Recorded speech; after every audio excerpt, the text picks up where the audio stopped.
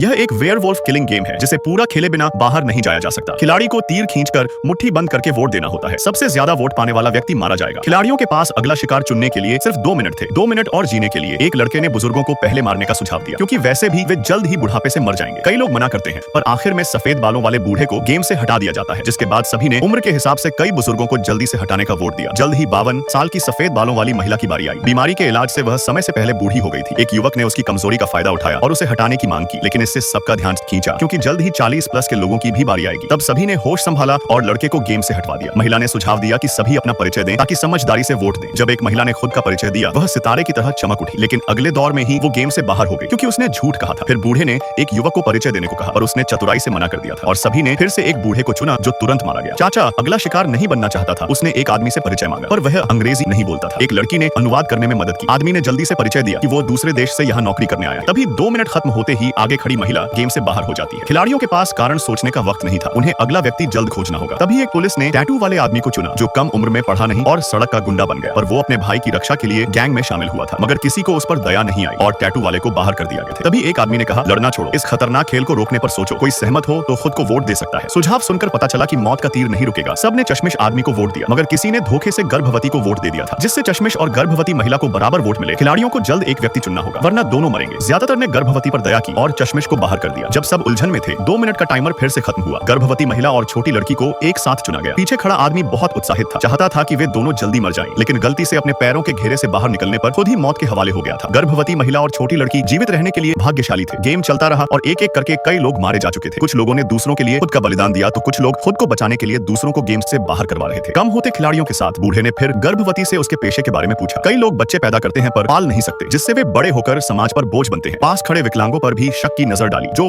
खुद की देखभाल नहीं कर सकते और अक्सर दूसरों के हक छीनते हैं। एक महिला बूढ़े को बाहर निकालना चाहती थी, पर खुद ही गेम से बाहर हो गई। फिर 2 मिनट बाद अंग्रेजी न जानने वाले और छोटी लड़की खतरे में पड़ी। आदमी को बच्ची पर दया आई, वह पीछे हटा और नियम तोड़कर उसे बचा लिया था। तभी चाचा सबको कोसने लगा कि अगर पहले ही गर्भवती महिला और बच्चों को हटा दे तो कई लोग बच सकते हैं, पर उसकी ऐसी सोच ने कईयों को नाराज कर दिया और चाचा अगला निशाना बन गया, जिसके बाद कई लोग स्वेच्छा से खुद ही खेल से बाहर हो गए थे। अब मैदान पर केवल 3 लोग बचे थे। काले कपड़ों वाले ने गर्भवती महिला और छोटी लड़की को बचाने का फैसला किया, पर उन दोनों को तय करना था कौन जेगा कौन मरेगा। छोटी लड़की ने गर्भवती का पेट देखा। अजन्मे बच्चे को बचाने के लिए उसने अपनी जान देने का फैसला किया। 2 मिनट बचे थे। काले कपड़ों वाले ने गिनती शुरू की। उन्हें एक साथ घेरे से बाहर निकलना था, मगर समय खत्म होते ही उसने अचानक मुट्ठी कस ली। 2 बिजली के झटके चमके। गर्भवती महिला और लड़की मारी जा चुकी थी। आदमी धोखा देकर विजेता बन गया था, जिसके बाद वो इनाम की प्रतीक्षा करने लगा। और तभी उलटी गिनती की आवाज आई। काले कपड़ों वाले का चेहरा रोशन हुआ। उसने देखा कि गर्भ में भ्रूण भी गिना गया था। उसने जल्दी से भ्रूण को भी गेम से हटाया और गेम जीतने पर उसे धरती पर वापस भेज दिया गया। उसने चालाकी और धोखे से गेम जीता था। उसके साथ कई लोग लौटे, ज्यादातर बच्चे और गर्भवती महिलाएं थी।